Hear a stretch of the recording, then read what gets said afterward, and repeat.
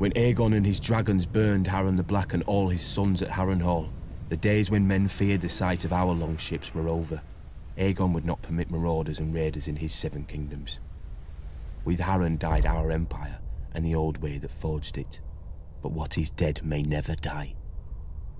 6 years after Robert Baratheon won his crown, my father, Balon Greyjoy, sought to restore our ancient rights. He declared the Iron Islands independent and himself its king, and sent the Iron Fleet in a daring raid on Lannisport where they burned the Lannister ships at anchor, making us unchallenged in the Sunset Sea. This was the seed of our undoing. My eldest brother Roderick led a frontal assault on Seaguard, a town built to protect the mainland from us. After ferocious fighting beneath the city walls, he was slain by Lord Jason Mallister and his men defeated.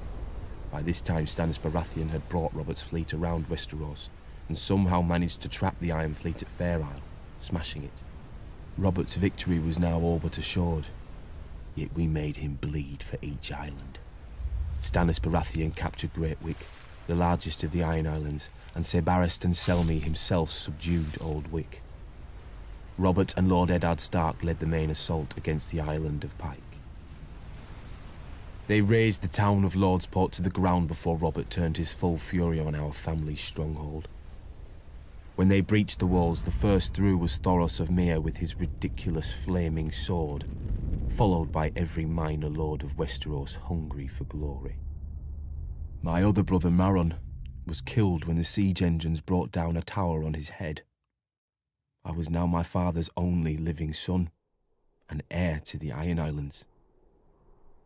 When my father saw his cause was lost, he wisely conceded defeat to Robert, who otherwise would have pulled down our castle stone by stone with us in it.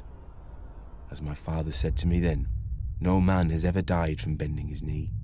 He who kneels may rise again, blade in hand. He who will not kneel stays dead, stiff legs and all. As it stands, Robert allowed my father to keep his lands and title as Lord of the Iron Islands, King of Salt and Rock, Son of the Sea Wind, Lord Reaper of Pike, for a price. His last son and heir shipped off to Winterfell as an honoured guest. I would eat at the Stark's table and play with the Stark children. And if my father rebelled again, Lord Eddard Stark would take his sword and cut off my head. It would be his duty.